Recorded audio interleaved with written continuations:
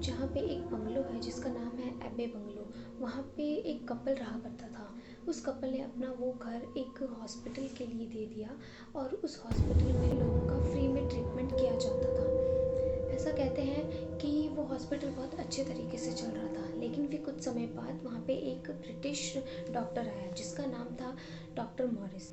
वो doctor predictions किया करता था कि कौन से पेशेंट की डेथ कब हो जाएगी। वो डेट एंड टाइम के साथ बताता था एंड उस पेशेंट की डेथ उसी समय होती थी। लोग कहते हैं कि जो डॉक्टर मॉरिस है वो लोगों के ऊपर, अपने पेशेंट्स के ऊपर एक्सपेरिमेंट किया करता था और वो एक्सपेरिमेंट उस मुक्ति कोठारी में किया करता था जो उसकी एक्सपेरिमेंटल लैब थी। वहाँ पे वो पेशेंट्स का एक्सपेरिमेंट करके ये जानने की कोशिश करता था कि क्या डेथ एंड लाइफ के बीच में कुछ होता है। बस वो यही जानना चाहता था। जो मर जाते थे एक्सपेरिमेंट में वो उसको वहीं पे दबा देता था एंड जो बच जाते थे उनके ऊपर एक्सपेरिमेंट कंटिन्यू ही करता रहता था। कुछ समय बाद जब इस चीज़ का पता बाहर लोगों को चला तो जो डॉक्टर मॉरिस था उसने सुसाइड कर लिया उसी हॉस्पिटल के अंदर। ऐसा कहा जाता है कि उसके बाद से उस हॉस्पिटल को बंद ही कर दिया गया, क्योंकि लोगों का कहना है कि आज भी उन लोगों की चीखें वहाँ पे सुनाई देती हैं। उन लोगों की वो आवाज़ें हैं जिनको एक्सपेरिमेंट के दौरान मार दिया गया था या जिनकी डेथ हो गई थी। चौथे नंबर पे है लंबी डैर माइंस। 1990 में यहाँ पे 50,000 से भी ज़्यादा वर्कर्स काम करते थे। अचानक से वो लोग बीमार पड़ने लग गए क्योंकि वो एक चूना पत्थर की माइंस में काम करते थे। उनको खून की उल्टियाँ होने लग गई और वो लोग सारे के सारे बीमार पड़ गए। ऐसा लगने लगा कि वहाँ पे कुछ ऐसा हुआ जिससे वो सारे वर्कर्स एक एक करके उनकी डेथ होने लग गई। जब डॉक्टर्स ने उनको चेक किया तो उन्होंने ये बताया कि उनके जो फेफड़े हैं वो चूना पत्थर की तरह एकदम सख्त होने लग गए थे, पत्थर जैसे बन गए थे। इसलिए वो सारे वर्कर्स वहाँ पे मर गए। उसके बाद से उस माइन को बंद कर दिया गया, सरकार ने उस माइन को बंद कर दिया एंड उसके बाद से वहाँ पे कुछ ऐसी इंसिडेंट्स होने लगे जिससे लोग बहुत डरते हैं। वहाँ से जो भी गाड़ी आती जाती थी उसका एक्सीडेंट हो जाता था। इवन वहाँ पे एक बार हेलीकॉप्टर भी गया जिसका एक्सीडेंट हो गया था।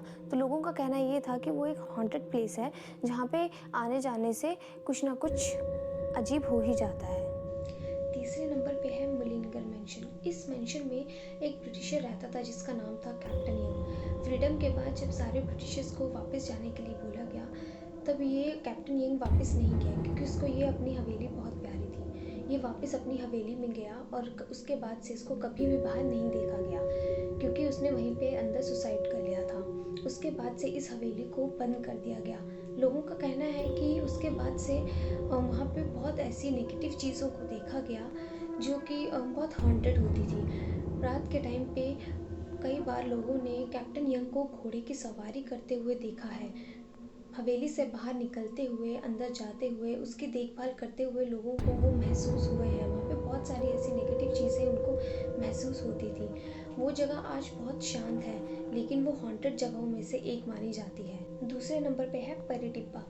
आपने रस्किन बॉन्ड के बारे में तो सुना ही होगा, जो बहुत ही ज़्यादा फेमस राइटर हैं उत्तराखंड के। उनकी बहुत सारी ऐसी कहानियों और किताबों में आपको परी टिब्बा के बारे में पढ़ने को मिल जाएगा। उन्होंने कई बार यहाँ की परियों के बारे में, यहाँ के स्टोरीज़ के बारे में मेंशन किया है। कहते हैं कि जो परी टिब्बा है वो भी एक हॉन्टेड प्लेसेस में से एक माना जाता है, क्योंकि इसके पीछे की कहानी ये कही जाती है कि एक कपल था जो कि अलग अलग कास्ट से थे दोनों। वो दोनों घर से भाग गए थे और रात के टाइम पे रात गुजारने के लिए उन लोगों ने परी टिब्बा में रुके थे।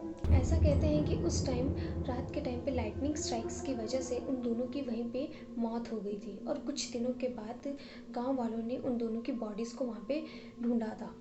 ऐसा कहते हैं कि उसके बाद से उन दोनों की आत्माएं वहीं पे ही भटक रही हैं एक दूसरे के लिए। लेकिन उस जगह का नाम परी टिब्बा पड़ने का एक कारण ये भी था कि वहाँ पे परियों का आना जाना लगा रहता था। लोगों ने कहा कि वहाँ पे परियों को देखा गया है जो रात के टाइम पे वहाँ आती हैं, इसलिए वहाँ का नाम परी टिब्बा रखा गया था।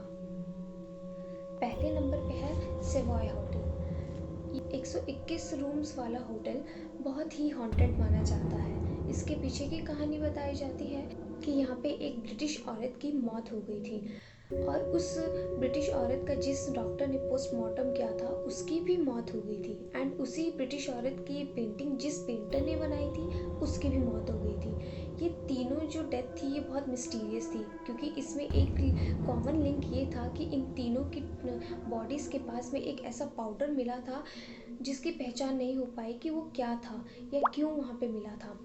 और उसके बाद से उस होटल को बहुत ज़्यादा हॉन्टेड माना गया क्योंकि उस होटल को उसके बाद से बंद कर दिया गया और वहाँ पे आना जाना बंद हो गया। कई लोगों ने उस होटल को ख़रीदा, बेचा, लेकिन कोई भी आज तक उस होटल में रुका नहीं क्योंकि वो होटल किसी के लिए भी फ़ायदेमंद नहीं रहा। सारे वहाँ पे ऐसी नेगेटिव फील करते थे कि वहाँ पे कुछ ऐसी आत्माएं हैं या कुछ ऐसे साए हैं जो वहाँ पे किसी को भी रुकने नहीं देते थे। उन तीनों मिस्टीरियस डेथ्स के बाद भी लोगों का वहाँ आना जाना बंद हो गया था। अगर आपको मेरी वीडियो अच्छी लगी हो तो प्लीज़ लाइक एंड सब्सक्राइब कर देना।